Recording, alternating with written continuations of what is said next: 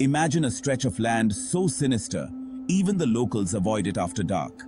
A place where, since the 1970s, young women have vanished, leaving only shadows and whispers in the Texan breeze. The killing fields along Interstate 45 have witnessed countless tragedies, disappearances, unsolved murders, and a chilling lack of answers. Who is behind these horrors? And why does this place still hold its deadly grip? Nestled between Houston and Galveston, the killing fields are no ordinary stretch of road.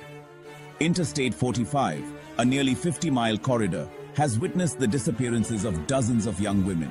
Some were found months later in shallow, unmarked graves, while others vanished without a trace. Now, here's a question. How does one place become a hotspot for so much tragedy? Is it just a cruel coincidence? Or is something darker at work here? Over the years, the authorities have struggled to find answers, yet the cases keep piling up, and families are left with nothing but memories and questions.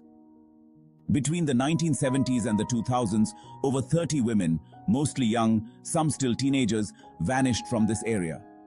Many were found in the fields, their bodies bearing the marks of unspeakable violence. Yet, despite the horror of these discoveries, the cases quickly grew cold. Laura Miller, Crystal Baker, and many others share a tragic bond.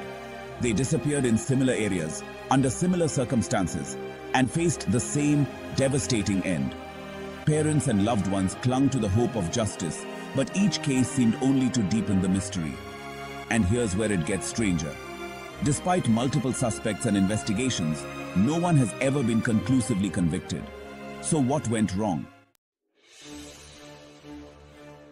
The FBI and local police followed countless leads and suspects. Serial killers like Edward Bell and Clyde Hedrick were named as persons of interest, but each investigation hit a dead end. These men seemed to fit the profile, but the evidence was frustratingly circumstantial. In 1997, convicted killer William Lewis Reese confessed to a murder in the area. He was suspected in several more, but even that failed to close the cases. It's as if the fields themselves conspire to keep their secrets. So, are these suspects red herrings? Or is there something even darker at play here? In 2019, a new person of interest surfaced. He was known to have lived in the area during several of the disappearances and had a criminal record that raised alarms. But with each new suspect, the community felt the same mix of hope and dread. Will they finally find the killer? Or is this just another twist in a never-ending nightmare?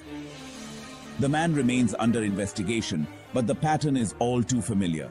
High hopes and no convictions. And if he's not the killer, then who is? Over the years, theories have flourished. Some believe the killing fields are the work of multiple killers, preying on young women in a remote and vulnerable stretch of land. Others suspect a shadowy network or even a killer never caught. It's a grim mystery fed by decades of unanswered questions and relentless speculation. Are we dealing with one predator or many? And what is it about this eerie stretch of Texas that draws such darkness? Ever heard the saying, lightning doesn't strike the same place twice? Well, in the killing fields, it seems to strike again and again. Today, the killing fields remain a haunting symbol of unsolved mysteries and shattered families.